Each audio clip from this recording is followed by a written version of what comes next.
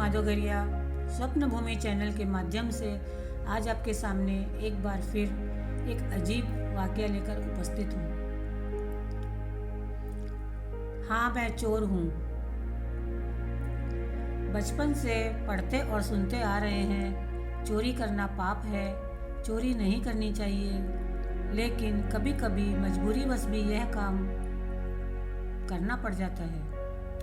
जैसे किसी की जान बचाने के लिए बोला गया झूठ झूठ नहीं कहलाता, वैसे ही कभी कभी हालात इंसान को मजबूर कर देते हैं चोरी करने के लिए। कभी कभी इंसान स्वार्थ के वश में होकर चोरी करता है, कभी बड़े बड़े ख्वाबों को पूरा करने के लिए चोरी करता है। हाल ही में मेरी एक चोर से मुलाकात हुई। उस चोर की आप बीती मैंने सुनी तो यह चोर की आत्मकथा लिखने की मेरी इच्छा प्रबल हुई और मैं आप सबसे भी वह बांटना चाहती हूँ। एक 10 साल का बच्चा बदले की भावना से चोर बन जाता है और गर्व के साथ कहता है, हाँ मैं चोर हूँ। तो कितना आश्चर्य होता है। लेकिन मुझे आश्चर्य नहीं, उस चोर के साथ सहानुभूति हुई।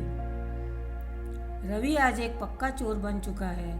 उसने बताया वह जब 10 साल का था और अपनी माँ के साथ सुख दुख सहते हुए खुशी खुशी रह रहा था।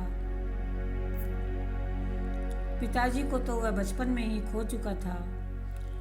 अपनी माँ को ही वह अपनी दुनिया मानता था। मेरी माँ ने हर तकलीफ का सामना करते हुए मुझे पाला पोसा।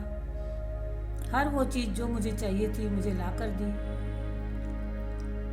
पर मेरे भाग्य में शायद विधाता ने यह सब कुछ दिनों के लिए ही लिखा था।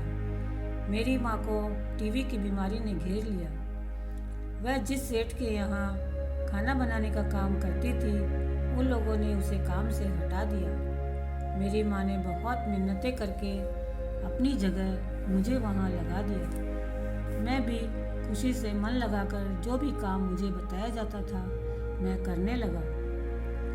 इस तरह माँ की दवा पानी के लिए भी कुछ पैसों का जुगाड़ हो जाता था। लेकिन इतने से माँ ठीक नहीं हो रही थी, बल्कि माँ की बीमारी बढ़ती चली गई। डॉक्टर को दिखाया, उन्होंने इंजेक्शन और दूसरी दवाओं की लिस्ट मुझे थमाई और कहा जल्द से जल्द लेकर आओ, तब शायद कुछ हो सके।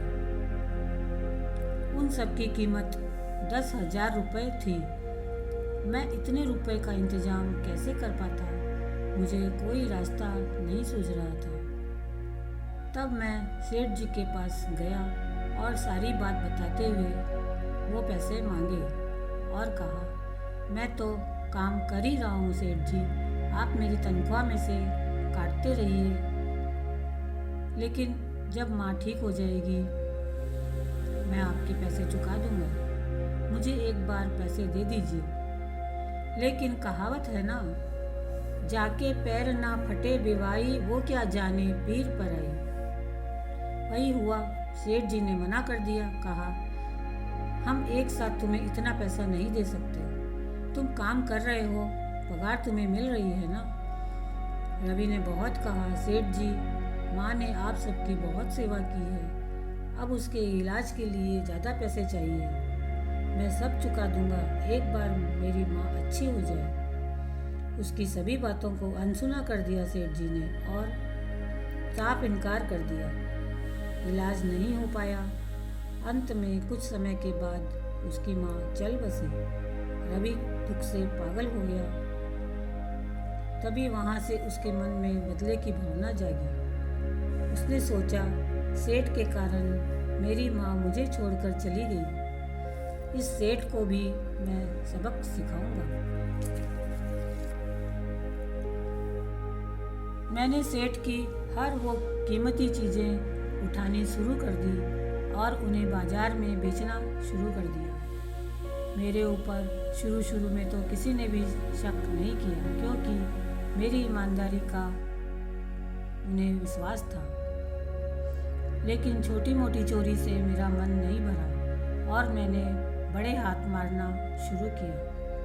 तब उन लोगों को थोड़ा थोड़ा शक मुझ पर होने लगा। तब मैंने अपने साथी के साथ मिलकर एक बार रात को रुपया, पैसा, गहने, सोना, चांदी जो भी हाथ लगा मैंने चुराया। और यह काम मैंने एक साथी की सहायता से किया और हमने वो शहर ही छोड़ दिया। वहाँ से बहुत दूर भाग खड़े हुए। लेकिन मैं चोरी करता जरूर था, लेकिन मैंने कुछ सिद्धांत भी बनाए हुए थे। मैं चोरी का सामान बेचकर जो भी पैसे मुझे मिलते थे, मैं उन्हें हमेशा ज़रूरतमंद की सहायता में खर्च करता था। अंतिम चोरी जो हमने की, उससे हम बहुत दूर एक छोटे से गांव में जाकर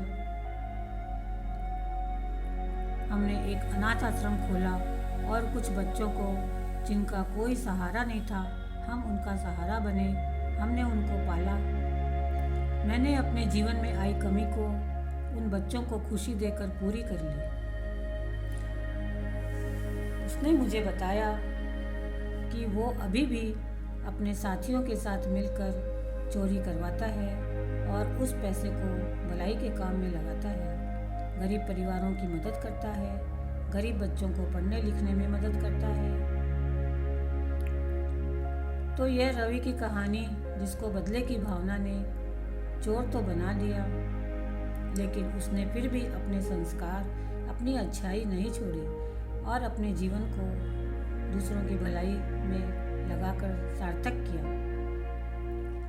और गर्व के साथ वह सबको कहता था कि हाँ, मैं चोर हूँ। तो अब फैसला आप पर है, रवि को चोर कहा जाए या धन्यवाद। यदि ये आप सबको पसंद आया हो तो लाइक एंड सब्सक्राइब ज़रूर कीजिएगा। धन्यवाद।